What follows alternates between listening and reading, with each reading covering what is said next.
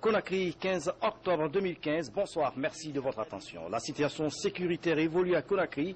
Après la publication des premiers résultats par la CENI ce jeudi, les populations ont librement vaqué à leur affaire. Aucun acte de violence n'a été signalé. Les soldats de la paix apprécient la maturité des militants. Seulement quelques pick-up des forces de l'ordre restent postés au point sensible.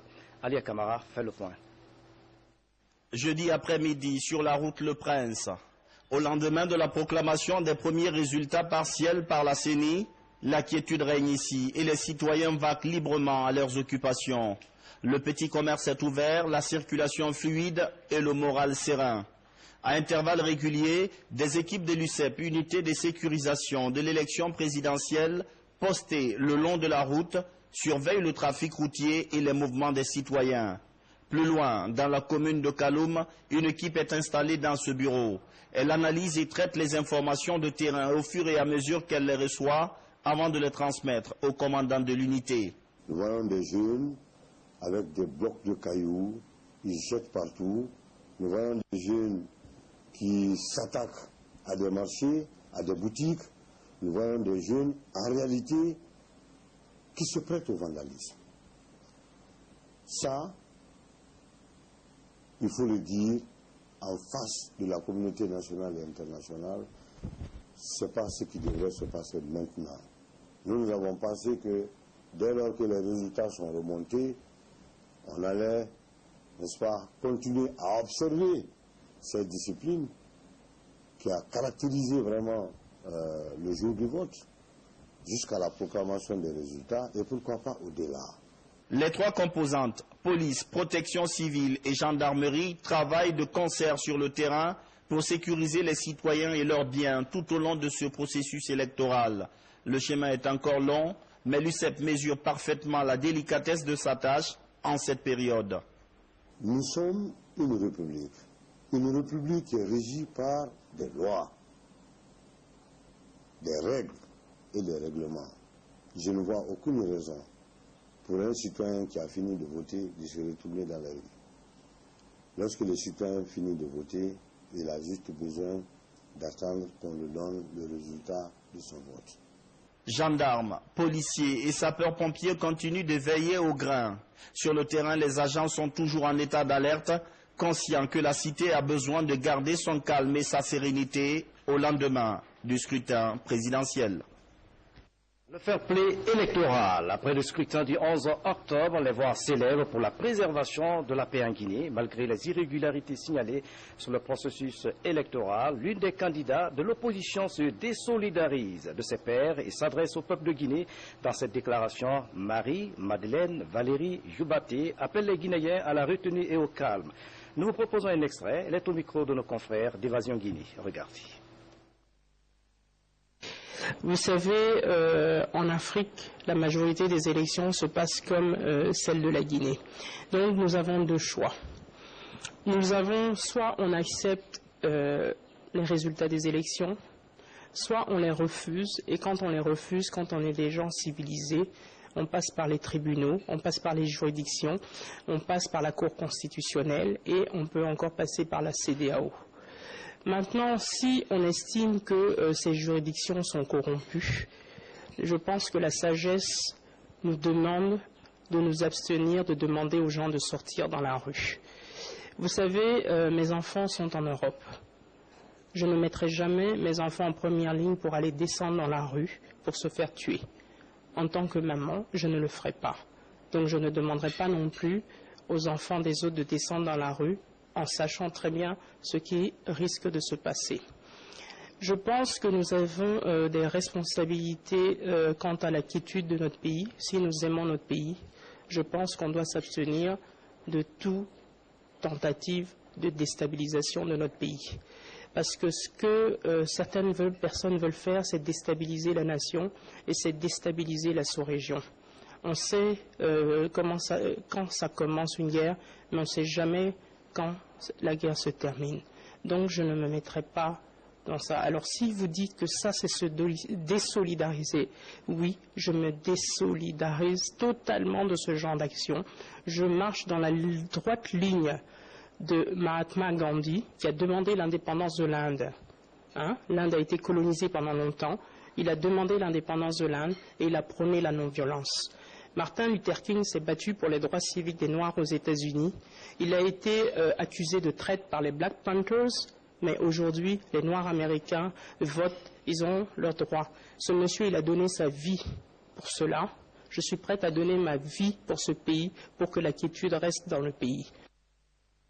Marie-Madeleine Valérie Jubaté du Parti des écologistes de Guinée.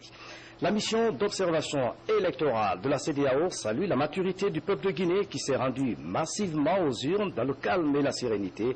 Dans une déclaration rendue publique, les observateurs de la CEDEAO félicitent le bon déroulement du scrutin présidentiel du 11 octobre. Écoutons un extrait de cette déclaration recueillie par Alia Kamara.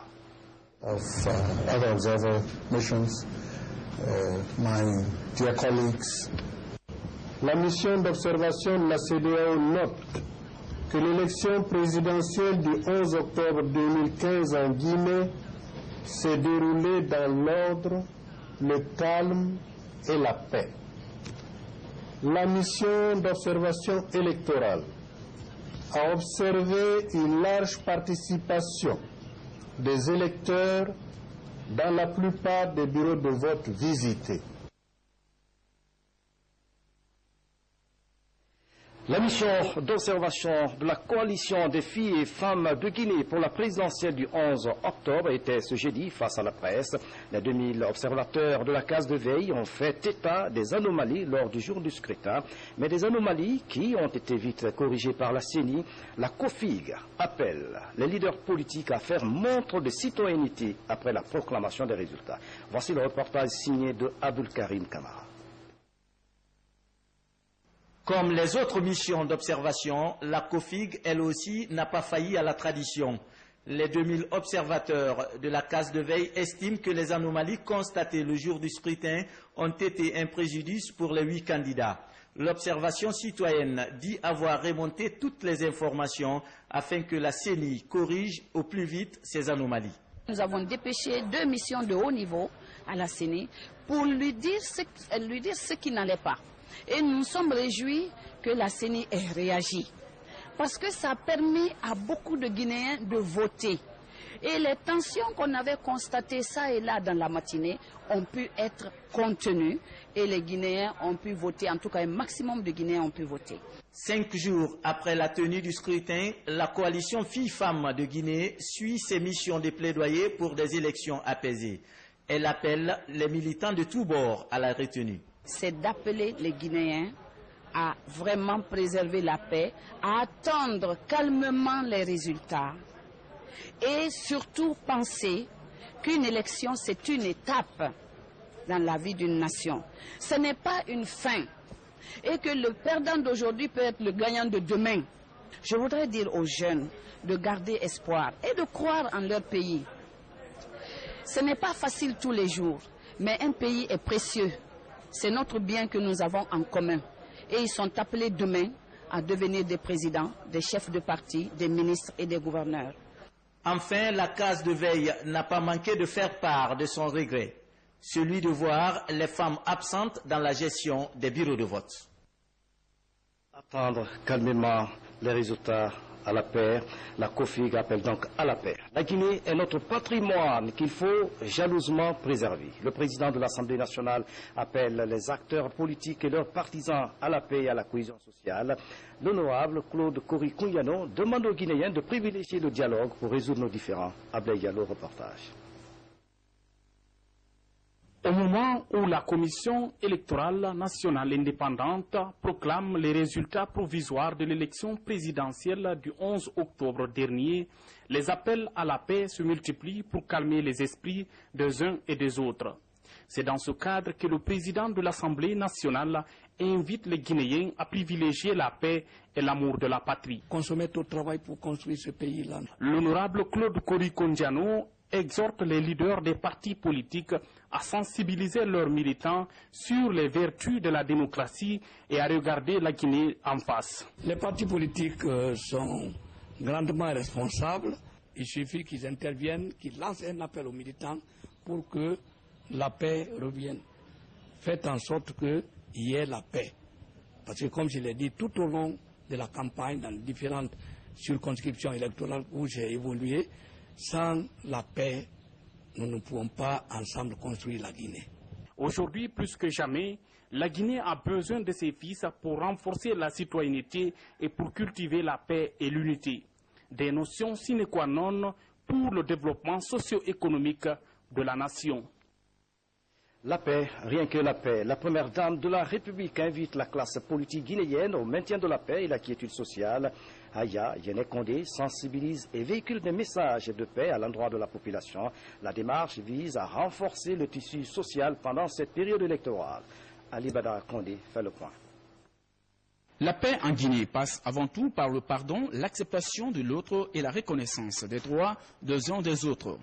Pour appuyer cette thèse, la première dame de la République, Aya Yene Condé, à travers les messages, interpelle la population et les acteurs de la classe politique guinéenne à l'instauration d'un climat de paix.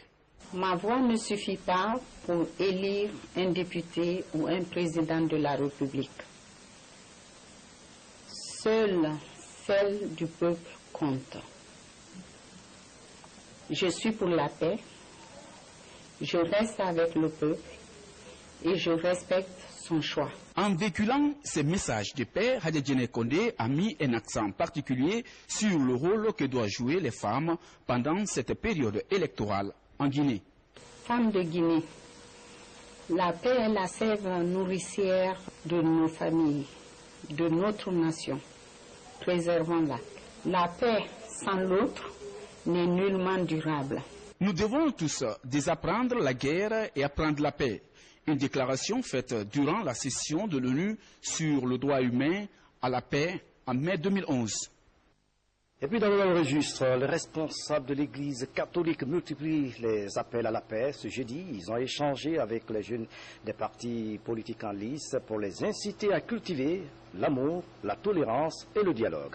C'est une initiative de l'Organisation catholique pour la promotion humaine et CRS. Saint-Martin, ce reportage. L'Église catholique de Guinée appelle à la paix. À travers l'OCPH, sa structure chargée de la promotion humaine, l'Église réunit une trentaine de jeunes représentants de partis politiques en lice pour la présidentielle de 2015, de l'administration publique et de la société civile. Ici, les participants sont sensibilisés sur les conséquences de la violence afin de les amener à être plus responsables en cette période post-électorale. Nous, en tant qu'acteurs de la promotion humaine, nous défendons la paix, la quiétude sociale, la justice, la promotion de l'homme en tant que tel. C'est pourquoi, pendant ce moment, nous avons voulu réunir les jeunes leaders d'opinion, leaders et membres des partis politiques, pour leur donner un message. Parce que nous voulons faire d'eux des ambassadeurs de paix auprès des autres jeunes, auprès de leur communauté, pour faire comprendre à tout le monde que personne ne gagne quoi que ce soit quand nous cédons à la violence. Les jeunes doivent constituer la canne de vieillesse sur laquelle doivent s'appuyer nos parents. Voilà. Mais que cette canne soit solide. Ce n'est pas une canne qui sera brinque-ballante, mais solide, très solide. Et je crois que les jeunes peuvent constituer cette canne en étant justement des instruments de paix. L'archevêque de Conakry appelle à nouveau les Guinéens à promouvoir la cohésion sociale malgré leurs différences politiques, ethniques ou religieuses. En tant que croyants musulmans, chrétiens, notre pays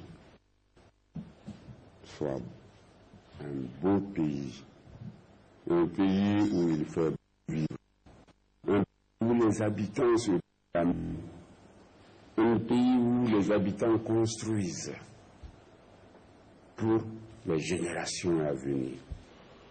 Les leaders religieux exhortent aussi l'ensemble des partenaires de la Guinée à accompagner les acteurs politiques et la famille, titre total et apaisé du processus électoral en cours. Le président du parti Génération citoyenne appelle l'ensemble de la classe politique à la retenue. Fodé Mohamed Souma invite ses pairs à s'abstenir de tout acte de violence et à privilégier l'intérêt commun. pour une Guinée unie et prospère, où il fait bon vivre dans la paix pendant et après la présidentielle. La troupe culturelle nationale Jourul Islam a mené une campagne de sensibilisation dans ce sens. La troupe a sillonné une dizaine de préfectures pour véhiculer les messages de paix et de quiétude sociale. Suivez le reportage de Nabi Kamar.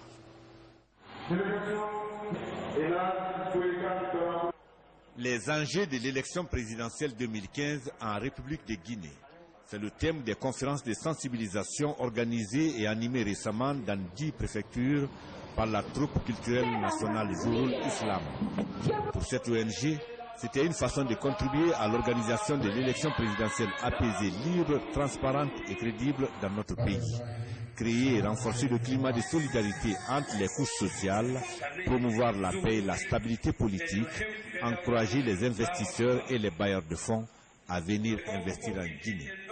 L'initiative de la troupe culturelle nationale Jourul Islam a été favorablement accueillie par les populations à l'intérieur du pays et soutenue par les responsables locaux. On ne peut pas diviser la Guinée. Nous pensons que le peuple de Guinée sera vraiment prêt à appliquer ces messages d'unité nationale, de fraternité. Le temps ne sera pas versé à l'abé, Inch'Allah.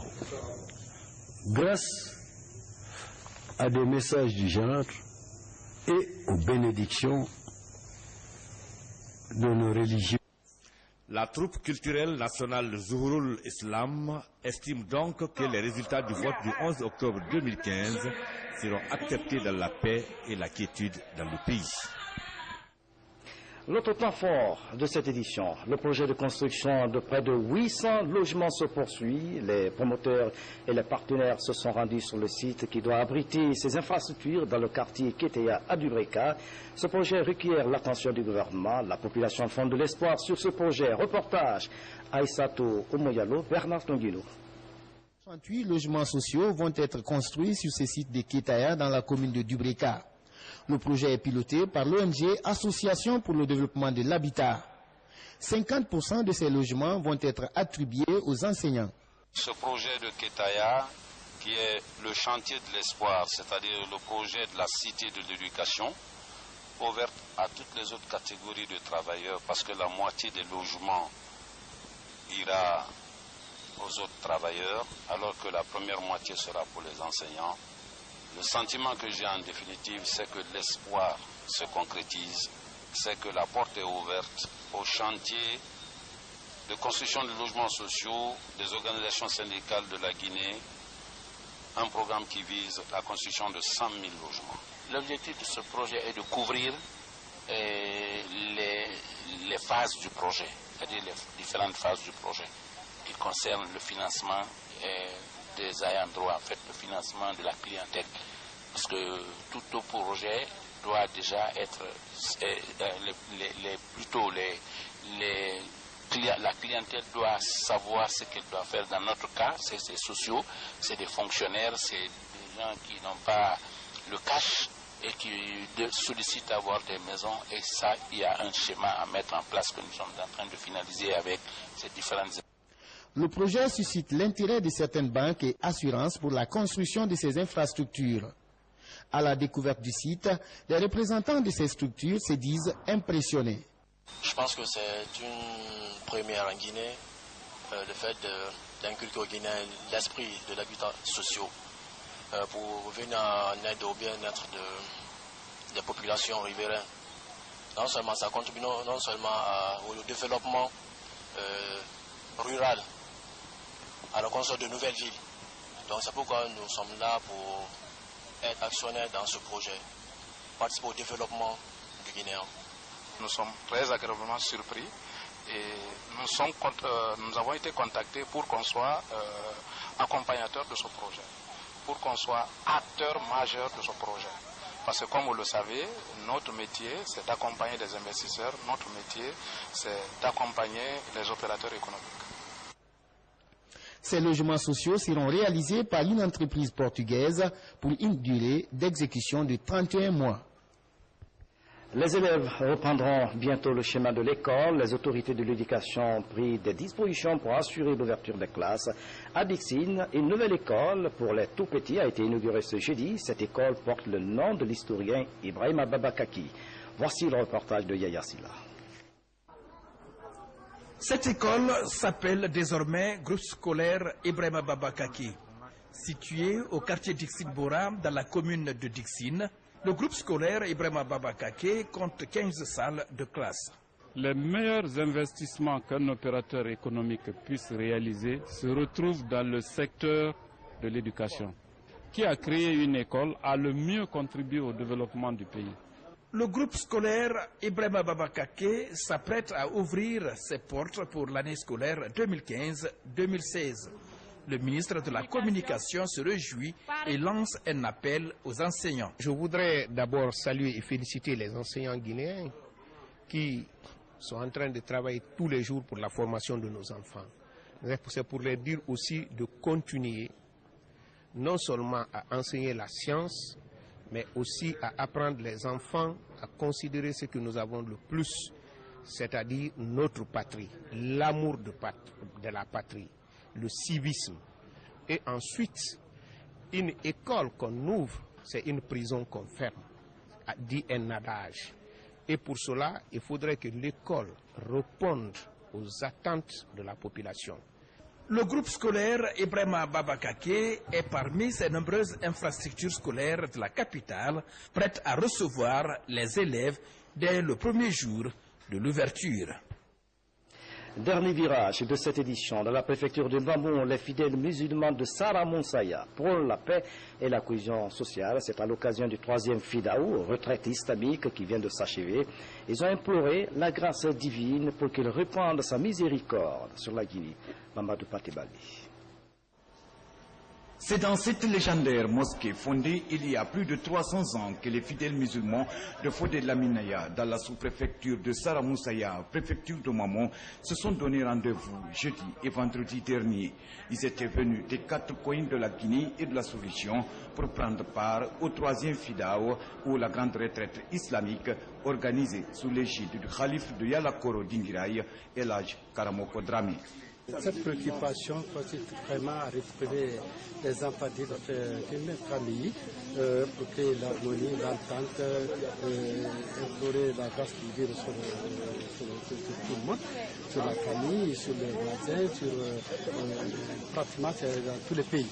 La famille, la grande famille de Sarakoulé, de Sigiri, Kankan, toute la Haute-Guinée, jusqu'en forêt, se retrouve ici pour faire une fête religieuse pour tous les musulmans.